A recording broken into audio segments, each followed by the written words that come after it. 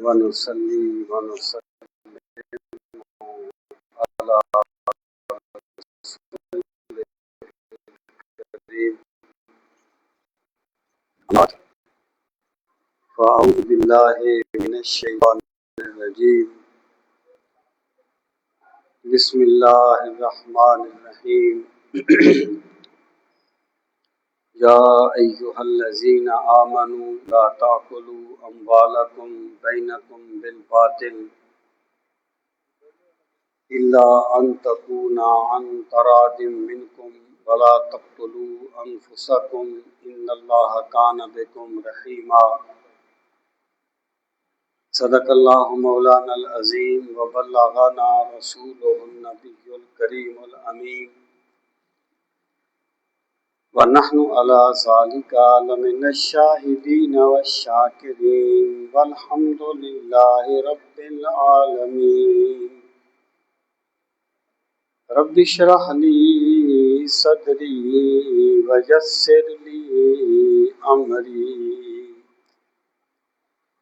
واحلل عقدة من لساني يفقهوا قولي.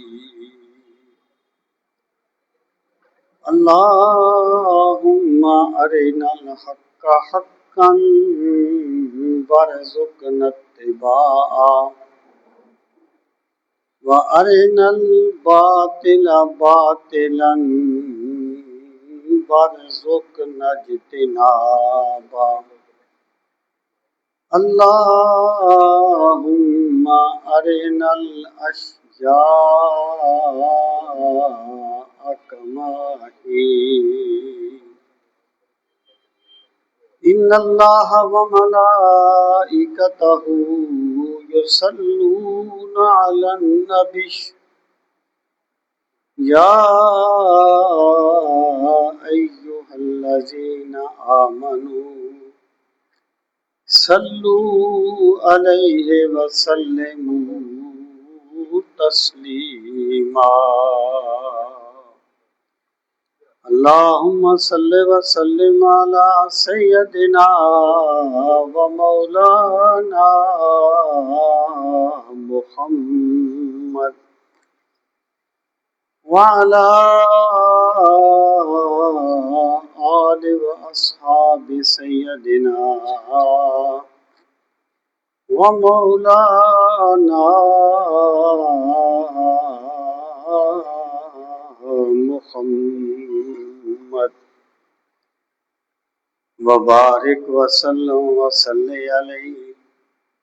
الصلاة والسلام عليك يا رسول الله وعلى آلك وأصحابك يا حبيب الله. الصلاة والسلام عليك يا شفيع المذنبين وعلى آلك وأصحابك يا رحمة للعالمين.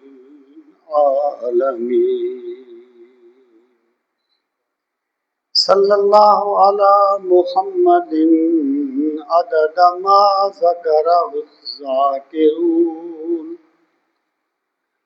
وعدد ما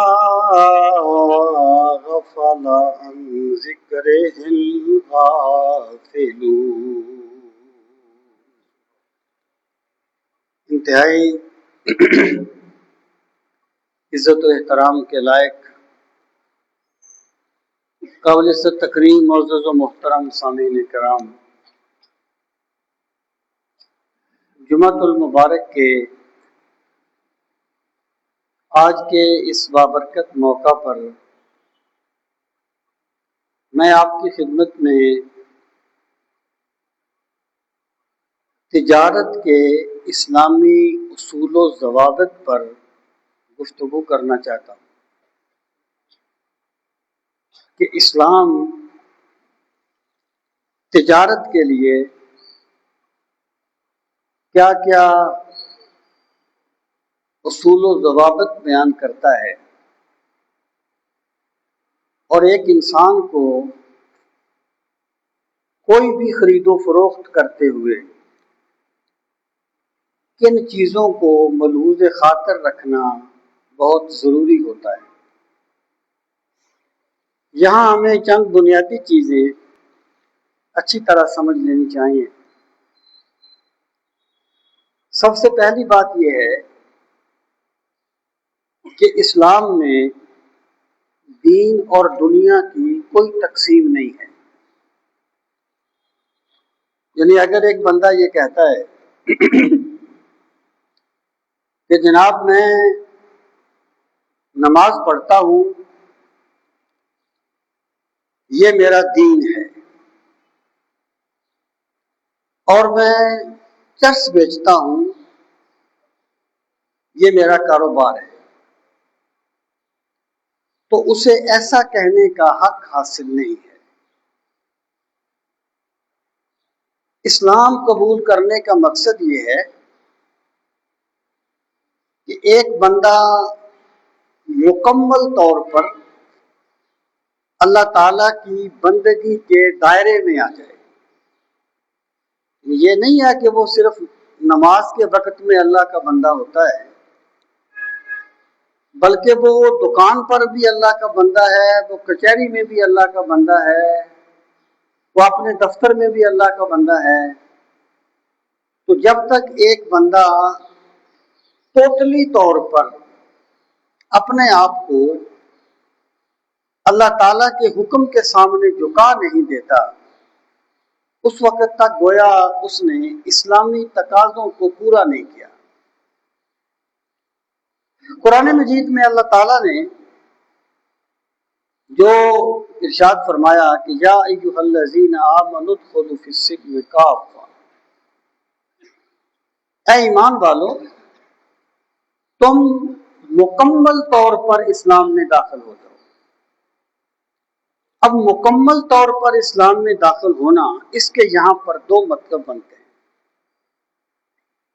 ایک تو یہ ہے کہ کافہ کا جو لفظ ہے نا، یہ تاکید کے لیے ہے۔ جیسے آپ کہتے ہیں کہ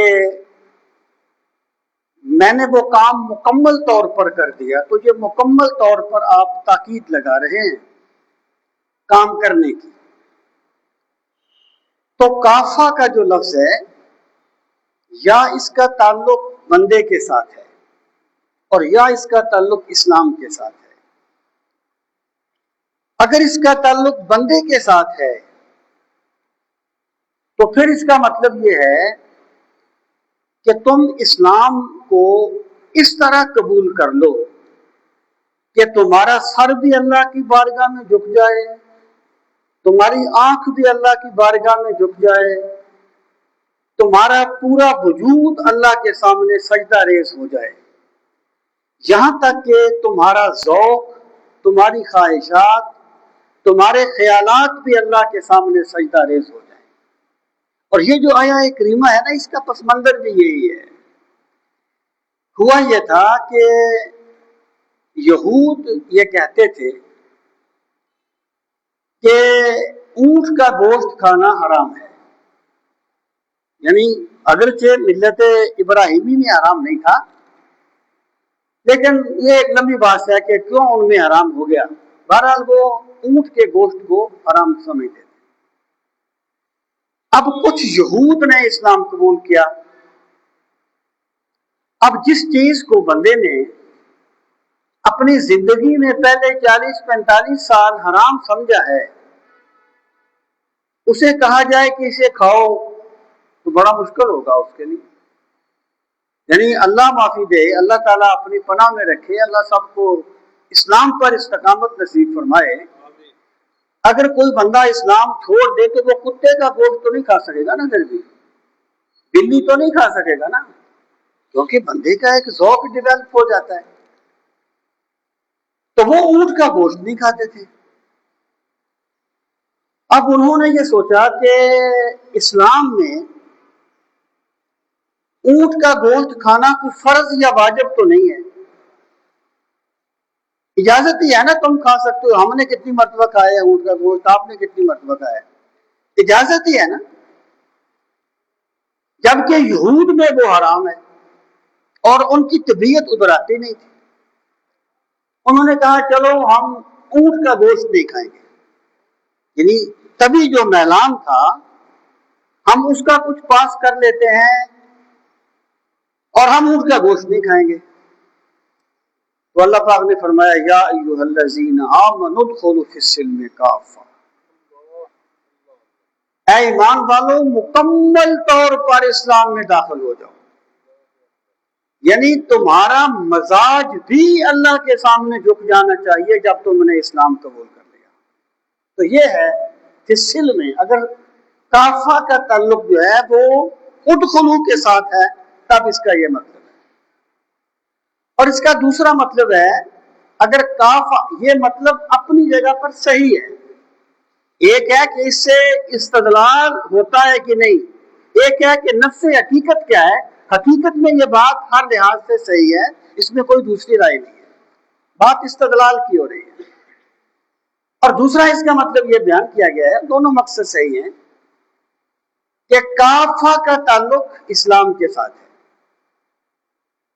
یعنی تم پورے اسلام کو اپنا لو، یہ نہ کہو کہ میں عبادت تو اللہ کے حکم کے مطابق کروں گا لیکن تجارت اپنی مرضی کے مطابق کروں گا، یہ نہ کہو کہ میں عبادت تو اللہ کے حکم کے مطابق کروں گا لیکن سیاست اپنے قانونوں کے تحت کروں گا، ایسا نہیں۔ جب تم نے اسلام قبول کر لیا ہے تو پھر تمہاری عبادت بھی اللہ کے حکم کے مطابق ہوگی، تمہاری سیاست بھی اللہ کے حکم کے مطابق ہوگی، تمہارے اخلاقیات بھی اللہ کے حکم کے مطابق ہوں گے، تمہاری معاشرت بھی اللہ کے حکم کے مطابق ہوگی، پھر تمہارے وجود کا انگ انگ اپنے مولا کے سامنے جھک جائے گا، صرف تمہارا سر نہیں جھکے گا، تمہیں مکمل طور پر اپنے رب کے سامنے سر تسلیم خم کرنا ہوگا۔ پہلی بات یہ جو کچھ لوگ کہتے ہیں نا کہ جناب یہ تو میرا کاروبار ہے، تو وہ حضرت شعیب سے انہوں نے کہا نا اصلاتک تأمرک ان نترک ما کان یعبد آباؤنا وان نفعل فی اموالنا ما نشاء، کہنے لگے کہ اے شعیب کیا تمہاری جو نماز ہے یہ ہمیں ہمارے آباء و اجداد کے طریقوں سے روکتی ہے، یا تمہاری نماز ہمیں اس چیز سے روکتی ہے کہ جو ہم چاہتے ہیں وہ نہ کریں؟ بھئی جب تم نے سر اللہ کی بارگاہ میں جھکانا ہوگا پھر اپنی چاہت کو بھی اللہ کی بارگاہ میں جھکانا ہوگا، پھر اپنی خواہشات کو بھی اللہ کے سامنے جھکانا ہوگا، صرف تمہارا سر اللہ کے سامنے اللہ کا بندہ نہیں ہے بلکہ تمہارا پورا وجود اور پوری ذات جو ہے وہ اللہ تعالیٰ کے سامنے سجدہ ریز ہونی چاہیے۔ تو پہلی بات ہمیں یہ سمجھ لینی چاہیے کہ اسلام میں دین اور دنیا کی کوئی تقسیم نہیں ہے کہ بندہ یہ کہے یہ میرا دین ہے اور یہ میرا کاروبار ہے، یہ میری دنیا ہے۔ یہ تقسیم تو چرچ نے کی تھی کہ کیسر کو کیسر کا حق دو اور خدا کو خدا کا حق دو، یہ تقسیم تو چرچ نے پیدا، کلیسا کو کلیسا کا حق دو اور کیسر کو کیسر کا حق دو، یہ تقسیم تو کلیسا نے پیدا کی تھی۔ اسلام ایسی کسی تقسیم کا قائل نہیں ہے۔ اسلام یہ کہتا ہے تمہاری پوری زندگی اسلام ہے۔ اگر ایک بندہ سائیکل کو پنکچر بھی لگاتا ہے اور اس لیے لگاتا ہے کہ مجھے میرے رب نے رزق کمانے کا حکم دیا ہے اور امانت داری سے کام لیتا ہے تو اس کا سائیکل کو پنکچر لگانا بھی عبادت شمار ہوگا۔ اسلام میں کوئی دین اور دنیا کی تقسیم نہیں ہے، تو بندے کو کاروبار کرتے ہوئے بھی اسلام کو فالو کرنا ہوگا جیسے وہ عبادت کرتے ہوئے اسلام کو فالو کرتا ہے۔ اور سچی بات یہ ہے کہ ابدیت کا پتہ ہی معاملات میں چلتا ہے. اگر ایک بندے کے معاملات نہیں سمجھے نا تو اس کی عبادات رسمیں ہوتی ہیں, اس کی عبادات صرف فارمیلٹیز ہوتی ہیں. جب ایک بندے کی عبادات کو اللہ قبول کر لیتا ہے تب اس کے معاملات سمجھ جاتے ہیں. تو پہلی بات تو ہمیں یہ سمجھ لینی چاہیے کہ ہم مکمل طور پر اللہ کے بندے ہیں. ہماری سیاست بھی اللہ کے حکم کے مطابق ہوگی, ہمارے اخلاقیات بھی اللہ کے حکم کے مطابق ہوں گے, ہمارا ذوق بھی اللہ کے حکم کے مطابق ہوگا, اور ہماری عبادات بھی اللہ کے حکم کے مطابق ہوں گی. سامعین محترم, دوسری بات یہ ہے کہ اسلام جو انسان کو تعلیمات دیتا ہے, جو احکامات دیتا ہے, آخر بندہ ان کو کیوں فالو نہیں کرتا؟ کیا وجہ ہے اس کی؟ ظاہر ہے انسان جو ہے نا یہ اپنی جبلت کے اعتبار سے, اپنی فطرت کے اعتبار سے خود غرض واقع ہوا ہے. اس میں اپنی ذات کا لالچ رکھا گیا ہے.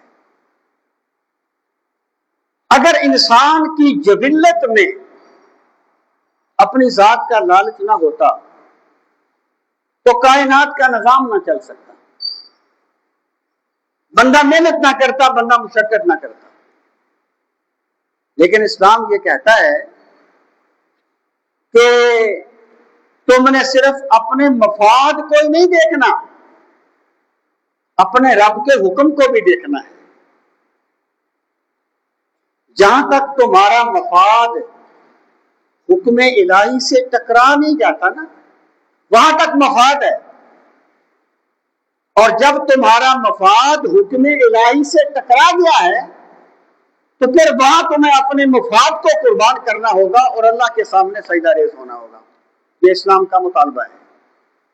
لوگ کہتے ہیں, مثلا میں مثال دیتا ہوں, ایک بندہ اگر تجارت میں کوئی بددیانتی کرتا ہے, کس لیے کرتا ہے؟ کیا اس کا یہ خیال ہے کہ اللہ مجھے دیکھتا نہیں ہے؟ یا کیا اس کا یہ خیال ہے کہ استغفر اللہ, اللہ تعالیٰ میری گرفت نہیں کر سکتا؟ نہیں. اگر وہ مسلمان ہے سارا کچھ مانتا ہے. بندے نے اپنے مفاد کو غالب کر دیا ہے حکم الہی پر.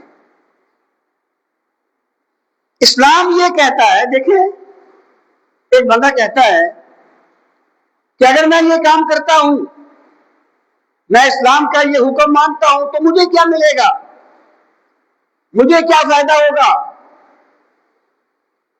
تو سوال یہ پیدا ہوتا ہے کہ کیا تیری پوری زندگی یہی ہے جو تو اس دنیا میں جیے گا, یا اس دنیا کے بعد بھی کوئی تیری زندگی ہے؟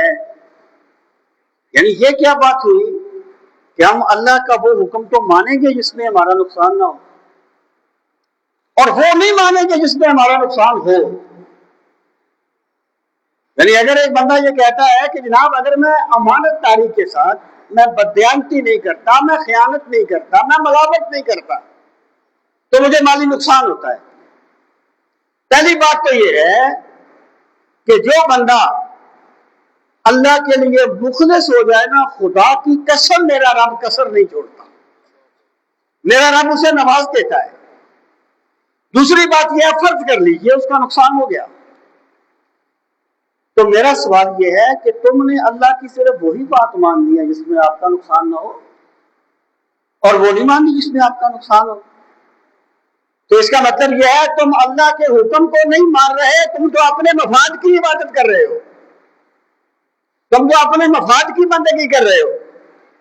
تو بندے کو یہ چاہیے کہ بندہ اس بات کو سمجھ لے کہ زندگی صرف یہی نہیں ہے, میں نے صرف اسی زندگی کو بہتر نہیں کرنا, میری ایک اور بھی زندگی ہے. میں نے سدا یہاں نہیں رہنا, ایک دن میں نے اپنے رب کے حضور بھی حاضر ہونا ہے. اگر اس دنیا میں کوئی نقصان اٹھا کے اس دنیا میں کامیاب ہوتا ہوں تو مجھے اس پہ کوئی ہچکچاہٹ نہیں ہونی چاہیے، مجھے اس پہ کوئی تردد نہیں ہونا چاہیے۔ یہیں پر تو پتہ چلے گا کہ بندہ اللہ کی بندگی کس حد تک کرتا ہے۔ سامعین محترم،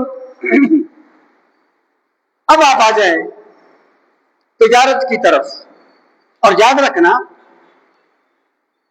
تجارت کا تعلق صرف دکانداروں سے نہیں ہوتا، ان سے زیادہ ہوتا ہے، لیکن صرف ان سے نہیں ہوتا، بلکہ زندگی میں ہر بندہ کوئی نہ کوئی چیز بیچتا ہے، کوئی نہ کوئی چیز خریدتا ہے۔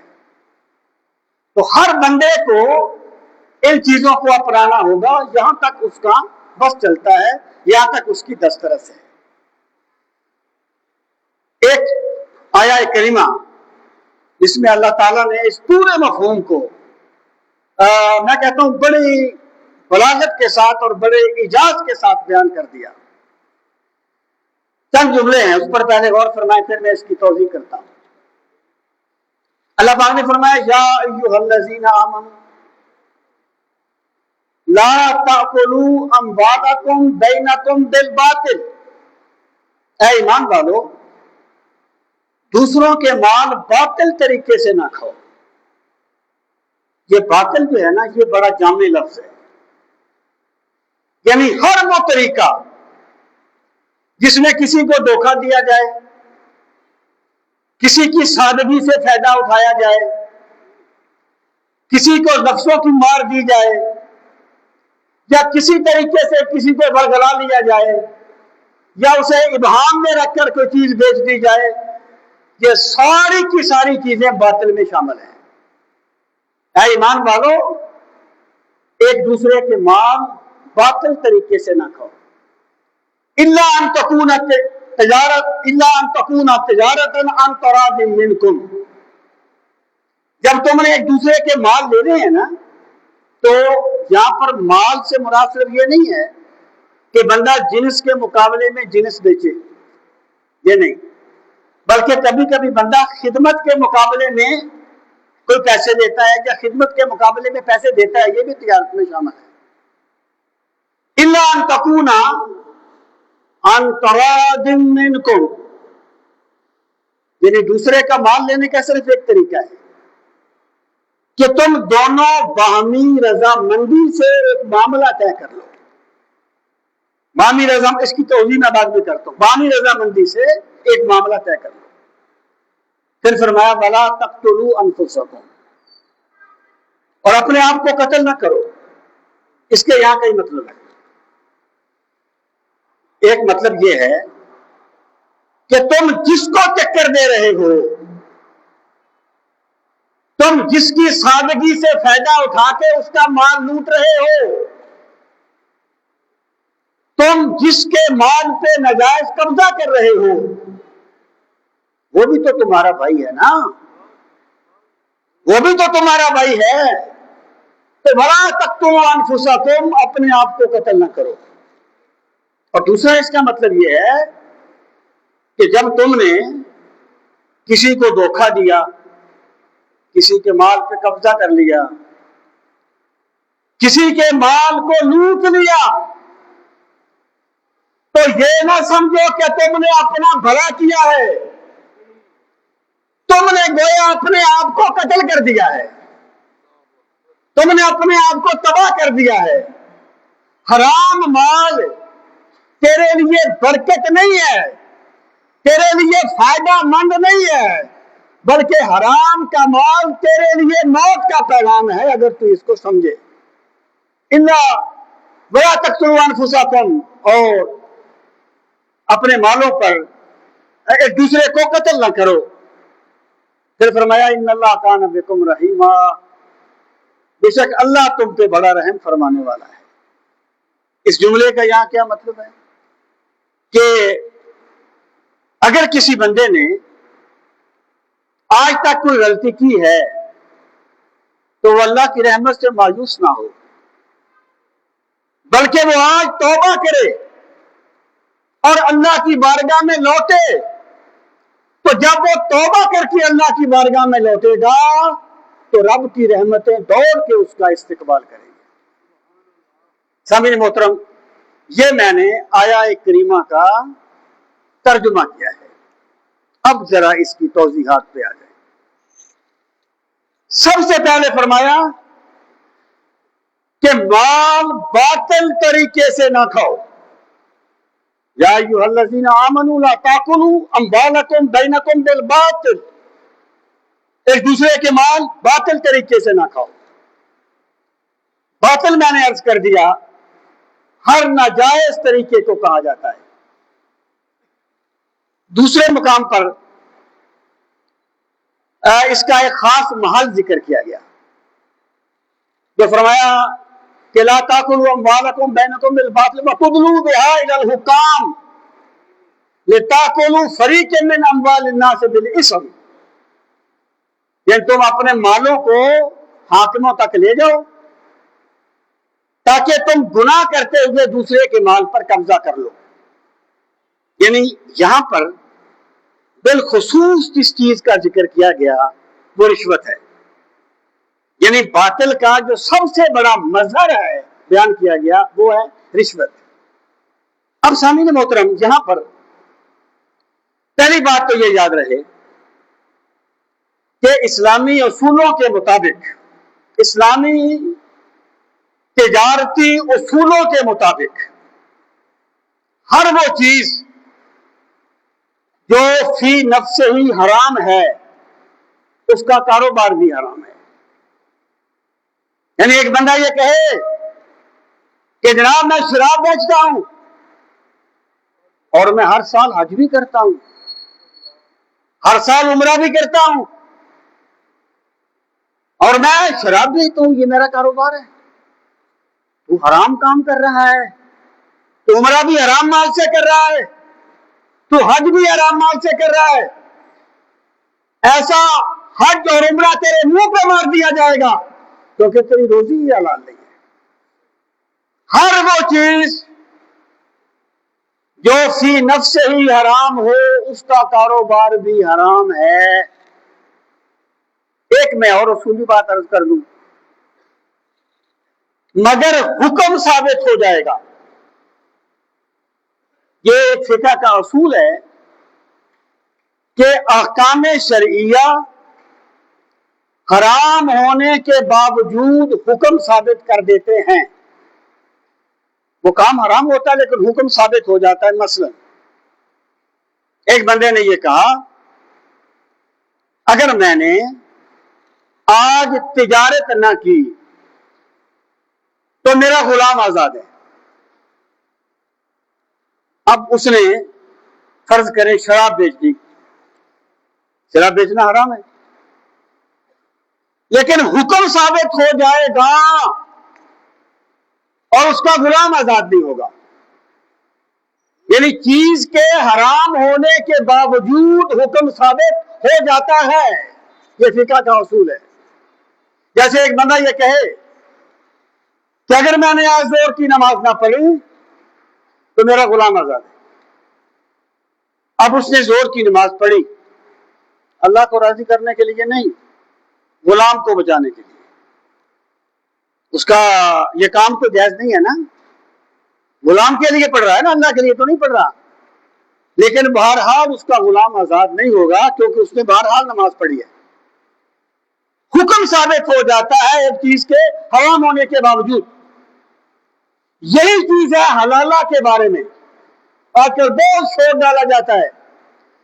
تمہیں پتہ بھی ہے کہ حلالہ قرآن نے کس کو کہا ہے، تمہیں علم بھی ہے کہ قرآن نے کس کو قرار دیا ہے اور اصول کیا چلتا ہے۔ قرآن مجید نے یہ کہا کہ اگر ایک بندہ اپنی بیوی کو 3 طلاقیں دے دے تو وہ اس پر حرام ہے۔ اب وہ بیوی کسی دوسرے خامد سے نکاح کرے، طلاق لینے کے لیے نہیں، آباد ہونے کے لیے، رہنے کے لیے نکاح کرے، اگر بالفرض اس کے ساتھ بھی نہیں بنتی، وہ بھی طلاق دے دیتا ہے تو پھر وہ پہلے خامد کے نکاح میں دوبارہ آ سکتی ہے۔ قرآن نے اس کو حلالہ کہا ہے۔ اب جب بندے 3 طلاقیں دے دیتے ہیں تو پھر وہ حلالہ کرتے ہیں کہ ایک مشروط طور پر وقتی طور پر کسی کے ساتھ نکاح کر لیتے ہیں. یہ چیز طے ہوتی ہے کہ تم طلاق دو گے. بھائی یہ حرام ہے. لعن اللہ المحلل والمحلل لہ. جو حلالہ کرے اس پر بھی اللہ کی لعنت اور جس کے لیے کیا جائے اس پر بھی اللہ کی لعنت. لیکن حکم ثابت ہو جاتا ہے اس لیے کہ یہ شریعت کا قانون ہے کہ حرام ہونے کے باوجود حکم ثابت ہو جاتا ہے.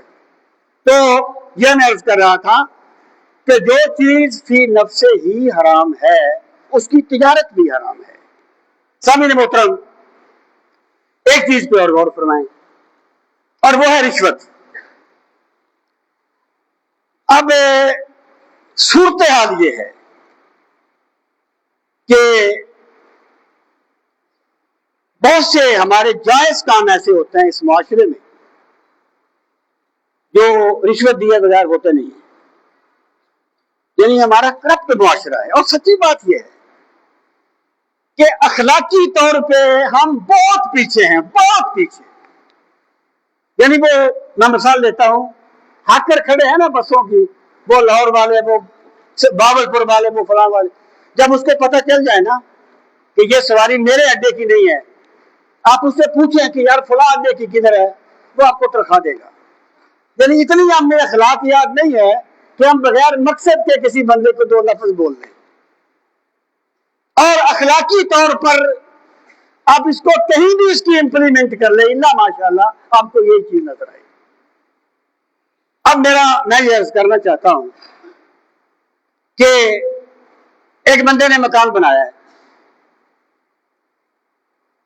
اور ظاہر ہے اس میں میٹر لگیں گے. اب محکمے والے یہ کہتے ہیں کہ ہمیں چاہے پانی دو. اصل میں نا بندہ حرام کام کرنے کے لیے بھی لفظوں کے ہیر پھیر کا سہارا لیتا ہے. رشوت نہیں کہتا اسے, چاہے پانی کہہ دیتا. حرام چیز کو حلال کرنے کے لیے, اپنے ضمیر کا گلا ڈھونڈنے کے لیے ایسی تعویذیں کر لیتا ہے.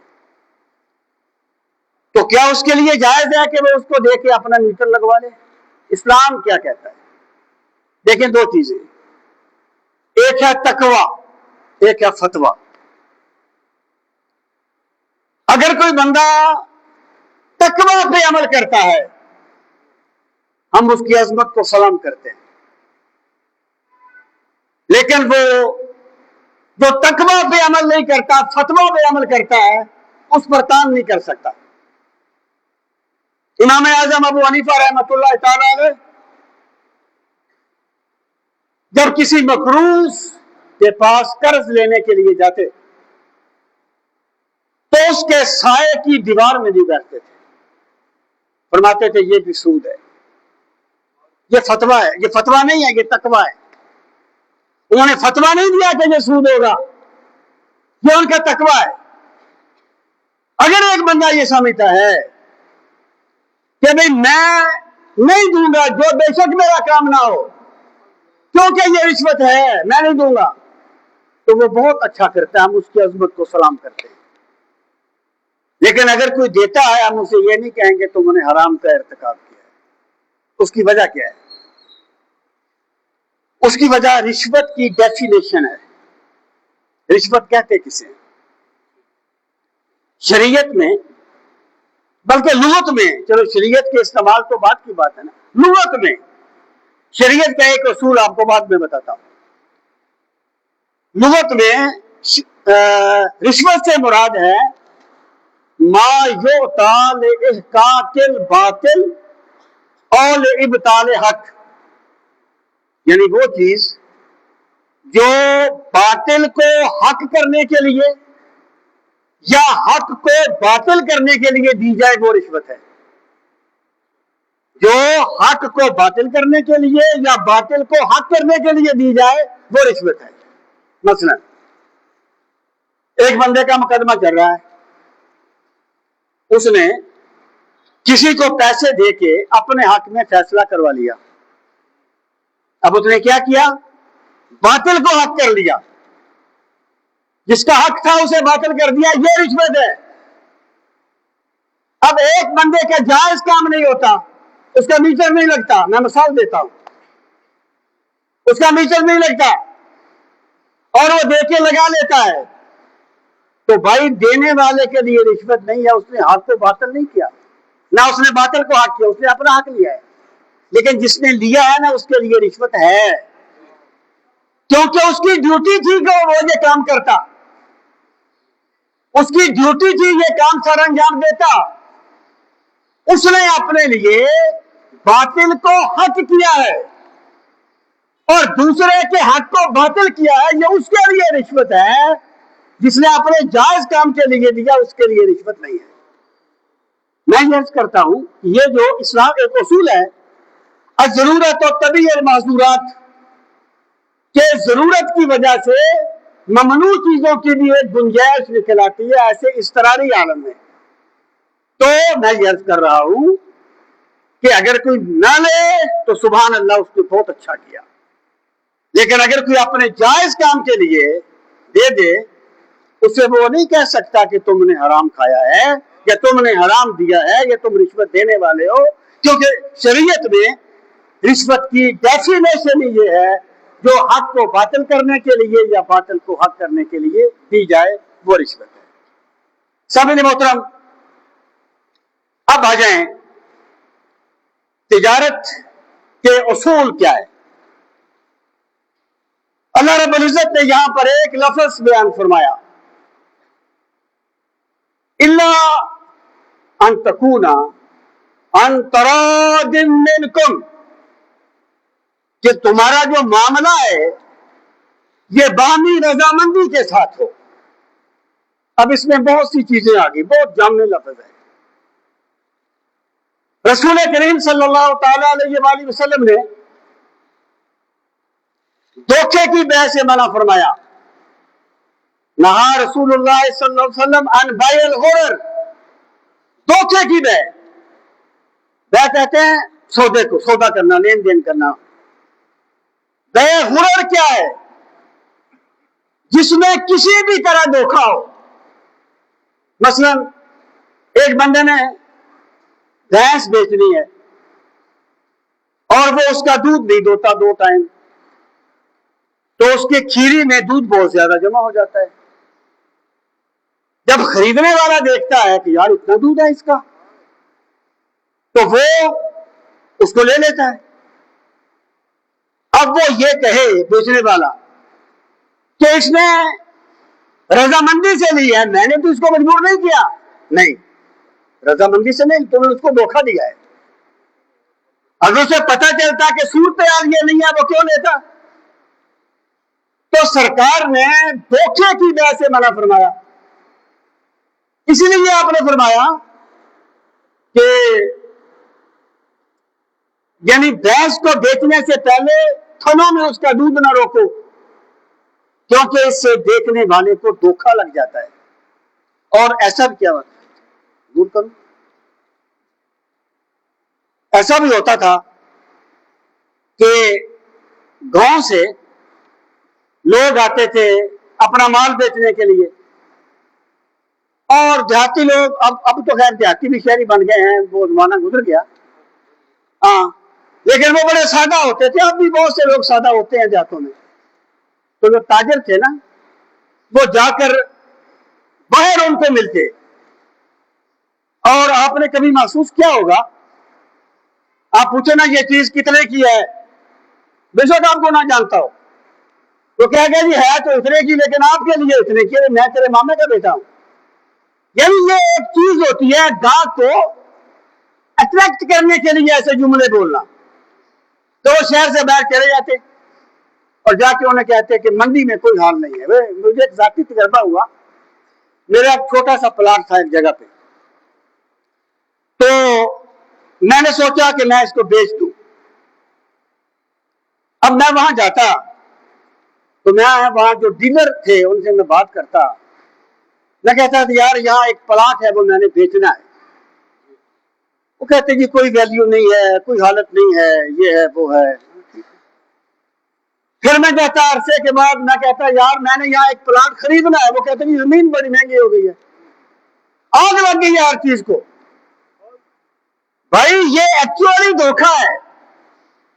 تو رسول کریم وہ جو تاجر تھے نا وہ باہر چلے جاتے اور جا کے ہم دیہاتیوں سے ملتے, کہتے یار دیکھو وہ شہر میں کوئی حالت نہیں ہے, منڈی کی بڑی بری حالت ہے. کوئی نہیں پوچھتا ان چیزوں کو, آپ سے ہمارے پرانے تعلقات ہیں, میں آپ سے یہ چیز خرید لیتا ہوں. وہ بیچارے سادہ کسان ہوتے, وہ دے دیتے کہ چلو یہ ہمارا جاننے والا ہے. حالانکہ یاد رکھنا میرا ایک دوست کہا کرتا تھا کہ گھوڑا اگر گھاس سے پیار کرے گا تو کھائے گا کیا. تاجر ہمیشہ تاجر ہوتا ہے, میری بات یاد رکھنا. بلکہ کبھی کبھی اس کے برعکس چیزیں ثابت ہوتی ہیں. تو وہ اس طریقے سے بات کرتے اور ان سے سستے داموں خرید لیتے اور پھر شہر میں آ کے مہنگے داموں بیچتے. رسول کریم علیہ الصلوۃ والسلام نے فرمایا کہ تاجروں کو آگے جا کے مت ملا کرو, یہ کسانوں کو آگے جا کے مت ملا کرو, انہیں منڈی میں آنے دو تاکہ وہ خود منڈی کے حالات دیکھیں اور اپنے مطابق وہ جیسے چاہتے ہیں ویسے وہ فیصلہ کر لیں. یعنی اس میں بھی ایک دھوکہ تھا. تو جو باہمی رضامندی ہے نا وہ وہاں نہیں پائی جائے گی جہاں بندے کو دھوکہ دیا جا رہا ہو. اور اسلام نے ہر ایسی بے کو حرام قرار دیا ہے جس میں کسی بھی قسم کا دھوکہ پایا جائے. مثلا ایک بندہ یہ کہے کہ جناب میں یہ مچھلی میں جال پھینکتا ہوں دریا میں, جتنی مچھلیاں آئیں گی تو مجھ سے اتنے میں خرید لے. یا وہ یہ کہے کہ جال پھینک, جتنی مچھلیاں آئیں گی میں اتنے میں خرید لوں گا. اسلام نے اس کو بھی حرام قرار دیا ہے. اسلام بڑا سادہ ہے. اسلام میں معدوم چیز کی بے حرام ہے. جو چیز موجود نہیں ہے نا, بندہ یہ کہے کہ یہ ایکڑ ہے جہاں تو گندم کاشت کرے گا اور جتنی گندم ہوگی میں تجھے اتنے میں ابھی بیچتا ہوں, وہ کہے میں خریدتا ہوں. اسلام نے اس کو جائز قرار نہیں دیا. اسلام نے معدوم چیز کی بے حرام ہے. بے اس چیز کی ہوتی ہے جو موجود ہوتی ہے, موجود چیز کی بے ہوگی. اور ایک اصولی بات یاد رکھیں جو میں پہلے بھی یہاں پر عرض کرتا رہتا ہوں کہ مالی معاملات میں 3 بڑی بنیادی باتیں ہیں. باقی پھر بندے کی اپنی جمع تفریق ہے. ناجائز کو جائز ثابت کرنے کے لیے اللہ نے اسے زبان بھی دی ہے اور دماغ بھی دیا ہے. بڑی تعویلیں کر لیتا ہے, بڑی باتیں سوچ لیتا ہے, لیکن وہ مت بھولے کہ ایک دن آئے گا جب میری زبان گونگ ہو جائے گی, وہاں پھر میرے ہاتھ بول کے گواہی دیں گے کہ یہ کیا کیا کرتا تھا. اليوم نختم على افواههم وتكلمنا ايديهم وارجلهم بما كانوا يكسبون. آج ہم ان کے منہوں پر مورے لگا دیں گے, ان کے ہاتھ اور پاؤں بتائیں گے. 3 باتیں ہیں یاد رکھنا. یا تو مالی معاملہ ایسا ہوگا جس میں سارے امکانات ہوں گے, نفع بھی ہو سکتا ہے, نقصان بھی ہو سکتا ہے, نفع کم بھی ہو سکتا ہے, نفع زیادہ بھی ہو سکتا ہے. یہ تجارت ہے, یہ معاملہ تجارت کہلائے گا, جائز ہے. بلکہ صرف جائز نہیں, میرے پاک نبی کی سنت ہے تجارت کرنا. اور یہ معاملہ ایسا ہوگا جس میں یا تھوڑے چلے جائیں گے یا بہت آ جائیں گے. یعنی بندے نے ایک لاٹری خرید لی 50 روپے کی, 100 روپے کی, اگر نکل آئی ممکن ہے اسے 2 لاکھ مل جائیں, اسے 5 لاکھ مل جائیں. اگر نہ نکلی تو 50 ہو گیا. یہاں پر یا تھوڑے چلے جائیں یا بہت آ جائیں, وہ جوا ہے.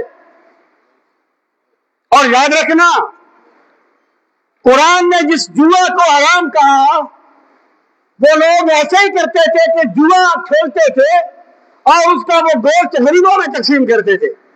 قرآن نے کہا یہ حرام ہے، اگر غریبوں کی خدمت کرنی ہے تو حلال مال سے کیجیے جو تمہیں اللہ نے عطا کیا ہے۔ جو بندہ یہ پوچھتا ہے کہ جناب میرے پاس اتنی زکوٰۃ ہے، میں ایک سید صاحب کو دینا چاہتا ہوں، میں دے سکتا ہوں؟ ٹھیک ہے، اسلام نے ایک ہیلا بتا دیا ہے گراؤنڈ ریالٹیز کے تحت، ہیلا کر کے وہ کسی فقیر کو دے دے، تحفہ دے دے، فقیر تحفہ کر کے اس سید کو دے دے، ہو جائے گی۔ لیکن میرا سوال یہ ہے کہ تیری 5,000 زکوٰۃ جس 2 لاکھ پر ہے، اس میں سے کیوں نہیں سید صاحب کی خدمت کر دیتا؟ ایسا کیوں کرتا ہے؟ جو تیرے پاس حلال مال ہے اس کو کیوں نہیں دیتا غریبوں کے راستے میں، غریبوں کے لیے؟ تو ہر ایسا معاملہ جس میں یا تھوڑا آئے یا بہت زیادہ چلا جائے وہ جوا ہے، اور ہر ایسا معاملہ جس کا پرافٹ یقینی ہو اور فکس ہو، ہر ایسا معاملہ جس کا پرافٹ یقینی ہو اور فکس ہو وہ سود ہے، وہ حرام ہے اسلام میں۔ اب آپ کہیں گے ہم سودی نظام میں جیتے ہیں، تو سارے سودی نظام میں جیتے ہیں۔ وہ جو بات میں نے شروع میں کہی تھی نا کہ ہماری ضرورت صرف دنیا نہیں ہے، ایک آخرت بھی ہے، تو انسان کو چاہیے کہ حکم الہی کے لیے صرف اپنا فائدہ نہ دیکھے بلکہ حکم الہی کو دیکھے۔ سامعین محترم، اب میں یہ بات عرض کرنا چاہتا ہوں کہ رسول کریم صلی اللہ تعالی علیہ وآلہ وسلم نے کاروبار کی جن صورتوں کو حرام قرار دیا، ان کی ایک اہم صورت یہ ہے کہ رسول کریم صلی اللہ تعالی علیہ وآلہ وسلم نے فرمایا، نہا رسول اللہ صلی اللہ علیہ وسلم عن بیع المستر، سرکار نے مجبوری کی بیع سے منع فرمایا۔ مجبوری کی بیع، بیع مستر۔ بیع مستر کیا ہے؟ بیع مستر یہ ہے، ایک بندہ مجبور ہے، ایک بندے کا بیٹا بیمار ہے، میں مثال دے رہا ہوں، والد بیمار ہے، کوئی بیمار ہے، اسے آپریشن کے لیے پیسے چاہیے، اس کے پاس پیسے نہیں، اس کو ابھی چاہیے۔ ایک بندے کے پاس پیسے ہیں، وہ کہتا ہے کہ تیری گاڑی ہے تو 30 لاکھ کی، میں تو 15 دوں گا بھائی، تیری مرضی ہے دے، تیری مرضی ہے نہ دے۔ تو جس کا بیٹا مر رہا ہے نا وہ دے دے گا، اسے پیسے چاہیے، لیکن وہ یہ نہ کہے کہ میں نے تجارت کی ہے، وہ یہ نہ کہے کہ اس نے اپنی مرضی سے مجھے گاڑی دی ہے، اس نے اس کی مجبوری سے فائدہ اٹھایا ہے۔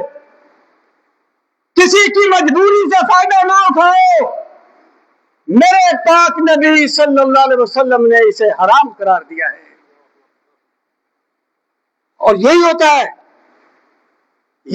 ہے ہمارے محکموں میں، مزدور بھوکا مرتا ہے، وہ کہتے ہیں جی ہم تو 20,000 دیں گے، 25,000 دیں گے، 30 دیں گے، آنا ہے تو آؤ ورنہ چلے جاؤ، تو وہ اس کی مجبوری سے فائدہ اٹھا رہا ہے۔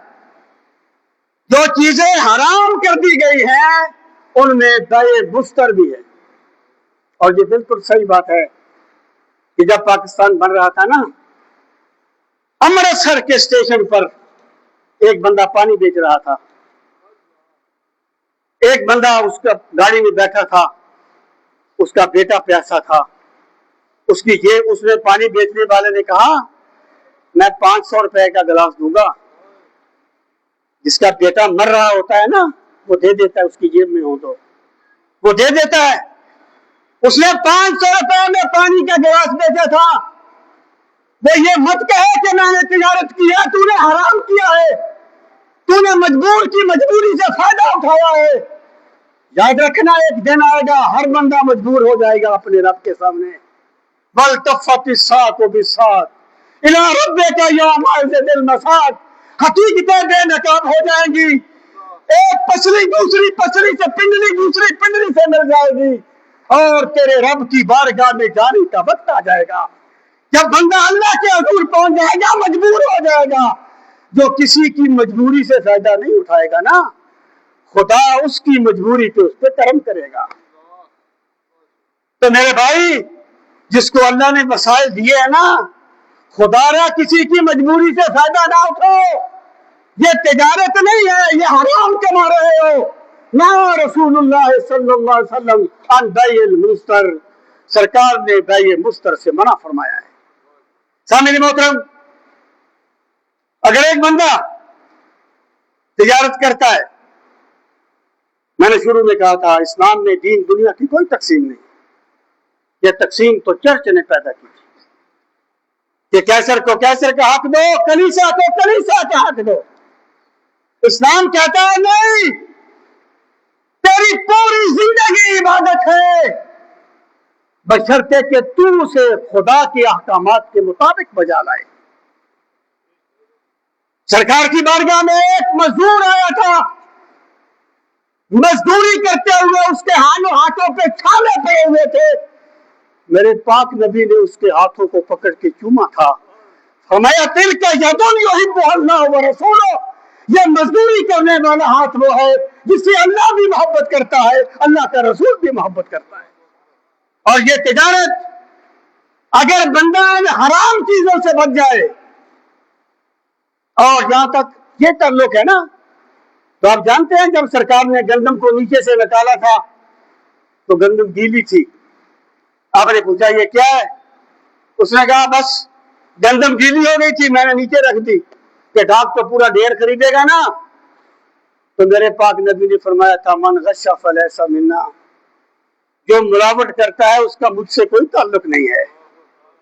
वो मत कहे मैं सरकार की समाज का उम्मीदवार हूं, उसका मुझसे कोई ताल्लुक नहीं है।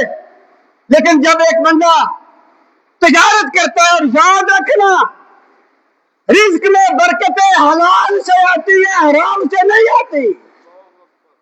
रिज्क बरकत का सबब, इत्मीनान तलब का सबब, दाने सुकून का सबब उस वक्त बनता है जब हलाल तरीके से कमाया जाए, लेकिन थोड़ा ही क्यों ना हो। और मेरे पाक रब का फरमान है मन यत्तकिल्लाह यजअल लहू मखरजा व यरज़ुक़हु मिन हैसु ला यहतसिब, जो अल्लाह से डरता रहता है हम उसके लिए मुश्किलात से निकलने के दरवाजे पैदा कर देते हैं। हम उसे वहां से रिस्क देते हैं जहां से उसने कभी गुमान भी नहीं किया होता। ये बंदे का अपना ख्याल है कि यूं हो जाएगा, यूं हो जाएगा। तो सरकार ने फरमाया जो बंदा अमानतदारी के साथ तिजारत करता है, अत्ताजिरुल अमीन मअन नबिय्यीन व शुहदा यौमल क़यामा, अमानतदारी के साथ तिजारत करने वाला क़यामत के दिन अंबिया, सिद्दीकीन और शुहदा के साथ उठाया जाएगा, बशर्ते के बंदे की तिजारत में अमानत आ जाए, इस्लामी अहकामात आ जाए। अल्लाह पाक हम सबको दीन का फाहम सही नसीब फरमाए और अल्लाह ताला हमें मामलात में भी दीन को अपनाने की सादत नसीब फरमाए। वमा अलैना इल्लल बलागुल मुबीन।